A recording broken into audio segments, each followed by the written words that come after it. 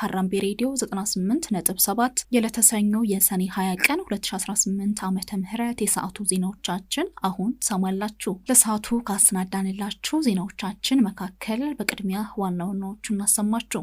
ፓትርያርኩ በደቡብ ወሎ ገዳም ላይ ተፈጽሟል የተባለውን ጥቃት ስለማውገዛቸው፣ በኢትዮጵያ በመጪዎቹ ዓመታት ስራ አጥነት ፈታኝ ሊሆን እንደሚችል የዓለም የስራ ድርጅት ስለማስጠንቀቁ፣ የሲቪል ሰርቪስ ኮሚሽን የሰራተኞች መረጃ እንዲረጋገጥ ስለማሳሰቡ፣ እነዚህ ከሀገር ቤት ሌሎች አህጉራዊ እንዲሁም ዓለም አቀፋዊ ዜናዎችን አካተን ትዕግስት ወርቅነህ አስደምጣችኋለሁ። ፓትርያርኩ በደቡብ ወሎ ገዳም ላይ ተፈጽሟል የተባለውን ጥቃት አወገዙ። የኢትዮጵያ ኦርቶዶክስ ተዋሕዶ ቤተክርስቲያን ፓትርያርክ አቡነ ማትያስ በደቡብ ወሎ ሀገረ ስብከት ቦረና ወረዳ በሚገኘው ጊዮን አባይ ቅድስት አርሴማ አቡነ አረጋዊና ቅዱስ ቂርቆስ አንድነት ገዳም ላይ ሐምሌ 15 ቀን 2018 ዓ.ም ተፈጽሟል የተባለውን ጥቃት በጥብቅ አውግዘዋል። ፓትርያርኩ ጥቃቱን በእግዚአብሔር የተከለከለና በታሪክ ፊት የሚያሳፍር ድርጊት ሲሉ የገለጹ ሲሆን ይህን አሰቃቂ ድርጊት የፈጸሙ አካላት ለፍትህ እንዲቀርቡ ጠይቀዋል። በተጨማሪም መንግስት የሌሎች ገዳማትን ደህንነት እንዲያስጠብቅ አሳስበዋል። ፓትርያርኩ በተለየ መግለጫቸው በሀዲያና ስልጤ ሀገረ ስብከት አንድ የአምልኮ ስፍራ በኃይል መፍረሱንና በእመናን ላይ ጥቃት መድረሱንም በመጥቀስ ድርጊቱን ኮንነዋል። በሌላ በኩል የደቡብ ወሎ ሀገረ ስብከት በገዳሙ ላይ በተፈጸሙ ጥቃት 2 ሴት መነኮሳት ህይወታቸው ማለፉን እንዲሁም 12 ሌሎች ሴት መነኮሳት ከባድና ቀላል አካላዊ ጉዳት እንደደረሰባቸው አስታውቀዋል። ሀገረ ስብከቱ እንደገለጸው በጥቃቱ የገዳሙ መኖሪያ ቤቶች ንዋየ ቅድሳት እንዲሁም የመናንያኑ የቀለብ እህል ወድመዋል። መሰል አስከፊ ድርጊቶች በድጋሚ በቤተክርስቲያኒቷና በተከታዮቿ ላይ እንዳይፈጸሙ ጉዳዩን የሚመለከታቸው አካላት በትኩረት እንዲሰሩ ጥሪ አቅርበዋል። በኢትዮጵያ በመጪዎቹ ዓመታት ስራ አጥነት ፈታኝ ሊሆን እንደሚችል የዓለም የስራ ድርጅት አስጠነቀቀ። የዓለም የስራ ድርጅት በኢትዮጵያ በሚቀጥሉት ዓመታት የስራ አጥነት ከባድ ፈተና ሊሆን እንደሚችል ገለጸ። ድርጅቱ ከሴቶችና ማህበራዊ ጉዳይ ሚኒስቴር እንዲሁም ከአጋር ተቋማት ጋር በመተባበር ባወጣው ሪፖርት በተለይ በትምህርት ያልገፉና የስራ ልምድ የሌላቸው ወጣቶች በክህሎት እጥረትና የፋይናንስ እጥረት ምክንያት የስራ ዕድል ለማግኘት ችግር እንደሚገጥማቸው አመልክቷል። ሪፖርቱ በተጨማሪ ለስራ ብቁ የሆነው የህዝብ ቁጥር በ2025 74.8 ሚሊዮን የደረሰ ሲሆን በ2030 85.3 ሚሊዮን እንደሚደርስ ይጠቁማል። ይህም በከተሞች የስራ ዕድል ላይ ተጨማሪ ጫና እንደሚፈጥር ተገልጿል። ድርጅቱ ዘላቂ የስራ ዕድሎችን ለመፍጠር የክህሎት ማሻሻያ፣ ማህበራዊ ጥበቃን ማስፋፋት እንዲሁም በቂ የሀገር ውስጥ ሀብት መመደብ አስፈላጊ መሆኑን አስገንዝቧል። የሲቪል ሰርቪስ ኮሚሽን የሰራተኞች መረጃ እንዲረጋገጥ አሳሰበ።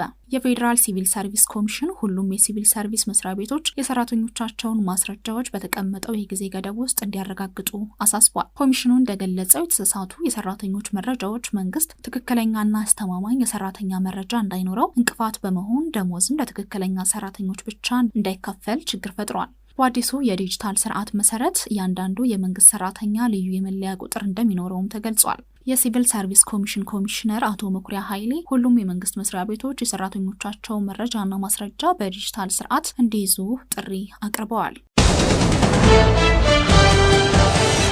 የህወሓት አመራሮች አዲስ ጦርነት ለመክፈት እየተንቀሳቀሱ ነው ተባለ። የጠቅላይ ሚኒስትሩ የምስራቅ አፍሪካ ጉዳዮች አማካሪ ሚኒስትር አቶ ጌታቸው ረዳ የህወሓት አመራር በተለይም ሊቀመንበሩ ዶክተር ደብረጽዮን ገብረ ሚካኤል ትግራይን ወደ አዲስ ጦርነት ለመመለስ እየተንቀሳቀሱ ነው ብለዋል። አቶ ጌታቸው እንደገለጹት የህወሓት አመራር ከውጭ ኃይሎች ጋር ወታደራዊ ትብብር ለመፍጠር እየሰራ ሲሆን ዶክተር ደብረጽዮን ከኤርትራ ፕሬዝዳንት ኢሳያስ አፈወርቂ ጋር ተገናኝተው የጦር ድጋፍና ቁሳቁስ መጠየቃቸውንም አስታውቀዋል። በተጨማሪም ወጣቶችን ለጦርነት እየመለመሉ መሆኑንና ከሌሎች ታጣቂ ቡድኖች ጋር ትብብር ለመፍጠር ድርድር ያካሄዱ መሆኑን ገልጸዋል። አቶ ጌታቸው ተፈናቃዮችን መልሳለን የሚለው አጀንዳ ለህዝብ የሚቀርብ መሸፈኛ ብቻ ሆኖ ዋና ዓላማው ግን ስልጣንን በኃይል መያዝ መሆኑን ገልጸዋል። ግጭትና የአየር ንብረት ለውጥ ሚሊዮኖችን ለምግብ እጥረት እያጋለጠ ነው ተባለ። የዓለም የምግብ ፕሮግራም የኢትዮጵያ ኢኮኖሚ ያደገ ቢሆንም ግጭት፣ መፈናቀል፣ የአየር ንብረት ለውጥና የኢኮኖሚ ጫና በሚሊዮኖች የሚቆጠሩ ሰዎችን ለምግብ እርዳታ ተጋላጭ እያደረጉ መሆኑን አስገንዝበዋል። ድርጅቱ በተለይም በትግራይ በአማራና በኦሮሚያ ክልሎች ያለው የጸጥታ ችግር የእርዳታ ስርጭትን እያስተጓጎለ መሆኑን ገልጿል። የዓለም የምግብ ፕሮግራም በቀጣዮቹ 6 ወራት የሰብአዊ እርዳታ ስራዎችን ለማስቀጠል $182 ሚሊዮን ተጨማሪ ድጋፍ እንደሚያስፈልገው አስታውቀዋል። የደቡብ ኮሪያው ኤልጂ ኩባንያ ለቃኞ ኳየር የሙዚቃ ስቱዲዮ ሊገነባ ነው። የደቡብ ኮሪያው የኤሌክትሮኒክስ ኩባንያ ኤልጂ በኮሪያ ጦርነት የተሳተፉ የኢትዮጵያ ቃኞ ሻለቃ ወታደሮች የልጅ ልጆች ላቋቋሙት ቃኞ ኳየር የሙዚቃ ቡድን በአዲስ አበባ ዘመናዊ የስቱዲዮ ግንባታ ሊያካሄድ መሆኑ ተገለጸ። የስቱዲዮ ግንባታው በአዲስ አበባ በሚገኘው የኮሪያ ጦርነት አርበኞች አዳራሽ ውስጥ ሲሆን ዘመናዊ የድምጽ ማገጃ ቴክኖሎጂዎች፣ የድምጽ መቅረጫ ስርዓቶችና የዲጂታል መስሪያዎች ይኖሩታል ተብሏል። ፕሮጀክቱ ከደቡብ ኮሪያ የአርበኞች ጉዳይ ሚኒስቴርና ዋርማይንድ ከተባለ ድርጅት ጋር በመተባበር የሚከናወን ነው። በ2010 ዓ.ም የተመሰረተው ቃኞ ኳየር የኢትዮጵያ ባህላዊ ዜማዎችን እንዲሁም የኮሪያ ሙዚቃዎችን በተለያዩ መድረኮች ሲያቀርብ የቆየ ሲሆን እስካሁን ግን ቋሚ የልምምድ ስፍራ አልነበረውም። የስቱዲዮ ግንባታ የኢትዮጵያና የደቡብ ኮሪያ ታሪካዊ ግንኙነትን በባህልና በሙዚቃ ዘርፍ ለማጠናከር የታለመ መሆኑ ተገልጿል። በኢቦላ ወረርሽኝ ክፉኛ በተጠቃችው ኮንጎ የጤና ባለሙያዎች አድማ አደረጉ።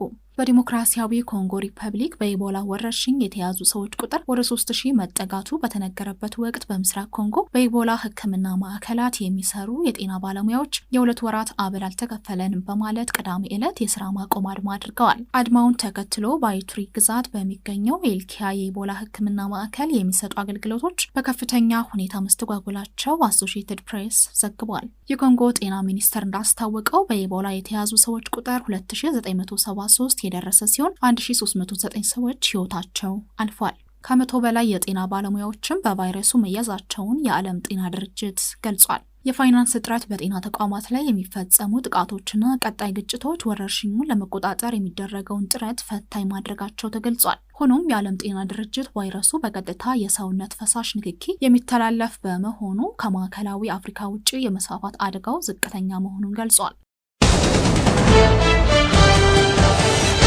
ዚምባብዌ በ2030 የኤሌክትሪክ ኃይል ተደራሽነትን 100% ለማድረስ አቅዳለች። የዚምባብዌ መንግስት እንደ አውሮፓውያን አቆጣጠር በ2030 በሀገሪቱ ያሉ ሁሉም ቤተሰቦች የኤሌክትሪክ ኃይል እንዲያገኙ እቅድ ማውጣቱን አስታወቀ።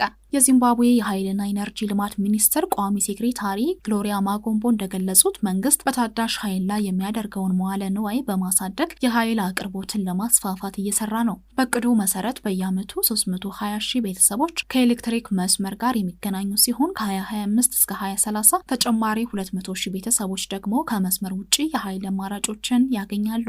የታዳሽ ኃይል አቅምም በ2030 ከ1282 ሜጋዋት ወደ 2640 ሜጋዋት እንዲያድግ ታቅዷል። በተጨማሪም የፀሐይ ኃይልና ንጹህ የምግብ ማብሰያ ቴክኖሎጂዎችን ማስፋፋት በእቅዱ ውስጥ እንደተካተተ ተገልጿል። የዚምባብዌ ባለስልጣናት የኃይል ፍላጎት መጨመር በኢንዱስትሪ፣ በማዕድን ልማትና በግብርና ዘመናዊነት መስፋፋት ምክንያት መሆኑን ገልጸዋል። አሜሪካ በኢራን ላይ የምትፈጽመውን የአየር ድብደባ ለጊዜው ማቆሟን ገለጸች። የአሜሪካ ጦር ለ13 ሌሊቶች ያህል በኢራን ላይ ሲያደርግ የነበረውን የአየር ጥቃት ለጊዜው ማቆሙን አስታወቀ። የአሜሪካ ባለስልጣናት የውሳኔው ዋና ምክንያት የዲፕሎማሲ አማራጭን ለመስጠት መሆኑን ገልጸዋል። ፕሬዚዳንት ዶናልድ ትራምፕ ኢራን ወደ ውድድር ካልመጣች ተጨማሪ እርምጃዎች ሊወስዱ እንደሚችሉ አስጠንቅቀዋል። ሆኖም የአሜሪካ የባህር እገዳ እንደሚቀጥል ተገልጿል። በተመሳሳይ የኢራን አጋር የሆኑት ሁቲዎች በቀይ ባህር አካባቢ የሳውዲ ነዳጅ ማከማቻ ላይ ጥቃት መፈጸማቸውን ገልጸዋል። ኢራን በበኩሏ ዩክሬን በካስፒያን ባህር ላይ የሚገኝ የኢራን መርከብ አጥቅታለች ስትል ከሳለች። የቀጠናው ባለስልጣናት ሁለቱ ሀገራት ወደ ድርድር ጠረጴዛ እንዲመለሱ የዲፕሎማሲ ጥረቶች እየተደረጉ መሆኑን ገልጸዋል። ይህ ውጥረት በዓለም የነዳጅ ገበያ ላይም ተጽዕኖ አሳድሯል። በተለይም በሆርሙዝ ወሽመጥ ላይ ያለው የመርከብ እንቅስቃሴ መስተጓጎሉ የነዳጅ ዋጋ እንዲጨምር ምክንያት ሆኗል። አድማጮች ዜናዎቻችን አብቅተዋል። ከመሰናበታችን በፊት የዜናዎቻችን አርዕስቶችን አስታውሳችሁ ፓትርያርኩ በደቡብ ወሎ ገዳም ላይ ተፈጽሟል የተባለውን ጥቃት ስለማውገዛቸው፣ በኢትዮጵያ በመጪዎቹ ዓመታት ስራ አጥነት ፈታኝ ሊሆን እንደሚችል የዓለም የስራ ድርጅት ስለማስጠንቀቁ፣ የሲቪል ሰርቪስ ኮሚሽን የሰራተኞች መረጃ እንዲረጋገጥ ስለማሳሰቡ፣ ከሀገር ቤት በኢቦላ ወረርሽኝ ክፉኛ በተጠቃችው ኮንጎ የጤና ባለሙያዎች አድማ ስለማድረጋቸው፣ ዚምባብዌ በ2030 የኤሌክትሪክ ኃይል ተደራሽነትን 100% ለማድረስ ለማቀዷ፣ ከአፍሪካ አሜሪካ በኢራን ላይ የምትፈጽመውን የአየር ድብደባ ለጊዜው ማቆሟን ስለመግለጿ፣ ከዓለም አቀፍ የተከበራችሁ አድማጮቻችን ዜናዎቻችን እኒህ ነበሩ። ዜናውን ያስደመጥኳችሁ ትዕግስት ወርቅነህ ነበርኩኝ። ከቀሪ የሀራምቤ ዝግጅቶች ጋር መልካም ጊዜን ተመኘሁን።